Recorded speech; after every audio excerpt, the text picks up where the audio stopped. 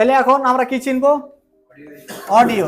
Audio আইসির আমরা দেখে কিছু বুঝার একটা উপায় আছে, কারণ মাপযোগ করে বুঝবো এটা তো আছে পরে, কিন্তু খালি একটু চোখ দিয়ে দেখার পরে তো আমাদের কিছু জিনিস বুঝতে হবে। এটার জন্য কিছু কিছু জিনিস আছে যেটা সব মোবাইল ফোনে আপনারা এইভাবে পাবেন। যেমন এই সাউন্ডের আইসির পাশে এরকম দুইটা কয়েল পাবো, বা অনেক সময় দুইটা রেজিস্টর ব্যবহার হবে পাশাপাশি। আমরা আর অন্য মাত্রাটা দেখাচ্ছি।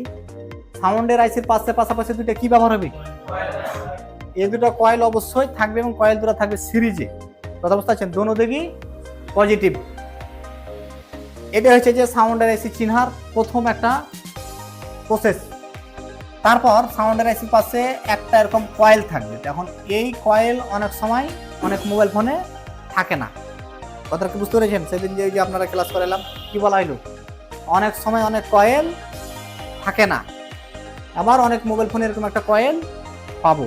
কিন্তু সবচেয়ে আমাদের বেশি চিনার সহজ পদ্ধতি হচ্ছে এই দুইটা কয়েল, বা অনেক সময় দুইটা রেজিস্টার থাকে 0 ohms-এর। কিভাবে রেজিস্টার গুলো লেখা থাকে এখানে? রেজিস্টার আসলো এই এরকম করে রেজিস্টার গুলো থাকবে, যেমন ওখানে একটা 4 কোণা এরকম ঘর দেওয়া থাকে।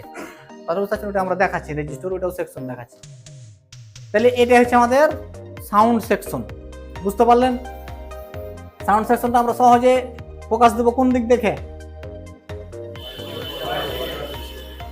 কয়েলটা এই বিশেষ করে এই দুটো কয়েল দেখে। বুঝতে পেরেছেন?